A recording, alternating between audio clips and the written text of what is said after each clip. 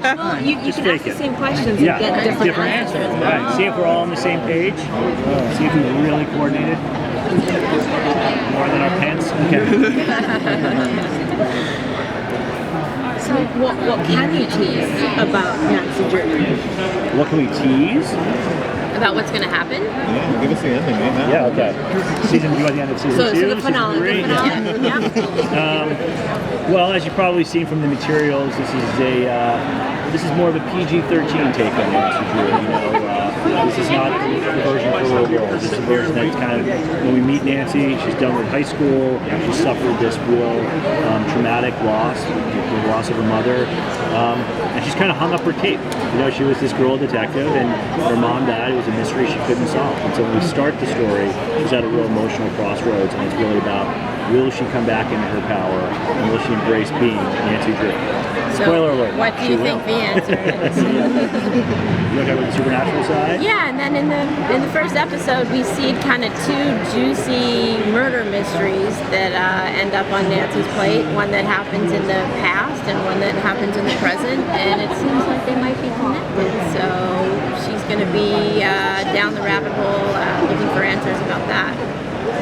And the supernatural element that we added to the show is something that exists in the books, but it's sort of like you think it might be a supernatural element, it probably isn't, and it never is. But until that moment that you discover that it's not, it's very exciting. So we decided to embrace that and actually bring ghosts and people speaking to us from the beyond. Are those real ghosts, or are we gonna discover at the end of the show that it was not Old Man Johnson wearing a ghost mask? Exactly. No, the supernatural is real. Horseshoe Bay is haunted, and some of these spirits are angry. So just on Nancy Drew and not being able to figure out her mother's mystery, is this something that will play in later episodes? Is she going to keep looking into that?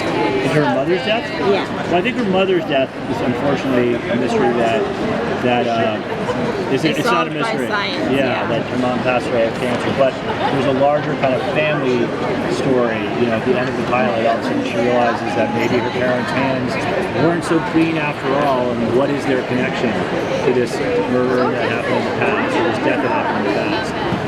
So it's very personal to her, and sometimes you look for answers you don't like what you're going to find. That's something that she's going to be wrestling with. So we've heard from the actors describing the characters is that everyone has a mysterious past. Yes. Can you talk about, I guess, the less mysterious aspects, sort of grounding Nancy Drew, making these characters come to life as people? Yeah, I mean, I think you want to start with a grounded story, and then as the show goes on, obviously you can start to get more heightened in what's happening. But nonetheless, everybody does come in with some secrets. As I'm sure everybody at this table has got some secrets, right? Some mysterious darkness in their past. And it's just a question of, like, are these secrets actually connected to the murder that takes place in the present, or are these just secrets that these guys are wrestling with that they don't want to share? And because she's Nancy, she's going to have to find something. Yeah. Unfortunately, if you have a secret around Nancy Drew, she's going to find it out. Yeah. So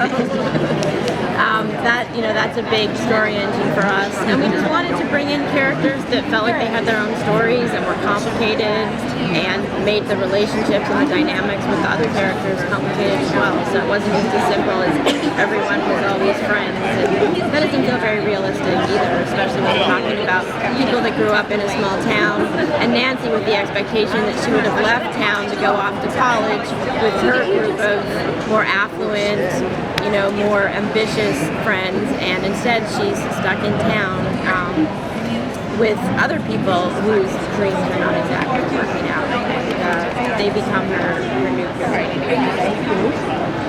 Nancy has been an inspiration for so many female characters on TV. There is Veronica Mars, Betty Cooper from Riverdale. For this version of Nancy Drew, did you draw your inspiration from some of those characters? I feel like those characters drew their inspiration from us. mean, every The like, other way whether around it's can Betty work too. Cooper, Veronica Mars, they all owe a debt to Nancy Yeah, Drew. they wouldn't exist Exactly. if it weren't for, Yeah. for Nancy Drew. Exactly. And I think it's a real testament to the power of the character on Stranger Things as well. Season 3 had a big kind of Nancy Drew run.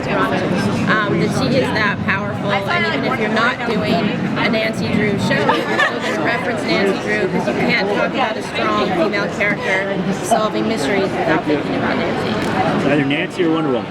We just have one last question. How do you manage to stay different to all the iterations of Nancy Drew, but also, Veronica Mars? How do you manage to do something refreshing, new, exciting, with apart from the supernatural element to it? Well, we do want to again. We have an homage to the show from the '70s, with Pamela Sue Martin making an appearance in the first episode of Nancy. But then obviously we were saying have this one skew a little bit older, much darker, grittier, and really embracing that supernatural story. I think that's really going to set it apart from all the other iterations of Nancy Drew that have been out there. I have a question about how does this show relate to like society as of today? Like you said, it's modernized. You were sitting on this, but you were waiting to go deep on the last question. I was waiting to talk to you guys about it. So how does it relate to today's society as far as like technology, cell phones and that kind of thing, and modernizing the series? Yeah, I mean, you have to embrace that. I mean, those are devices that are out there that are helpful to Nancy, and you can't. Back in the day, you'd have to walk around with a magnifying glass and a flashlight, and that was kind of all you had. So I think it does incorporate, it feels very, very contemporary, and that was the other way we wanted to set it apart from the previous iterations as well. Yeah, technology, the diversity of the characters, some of the social issues that they're going to come up against. We wanted it to feel very of this world. As the original books in the 30s and then the reissues in the 50s and 60s felt forward to the times that they were in, we wanted to do the same thing. Yeah, Nancy's always been forward-thinking heroine. So we do have the Blue Roadster.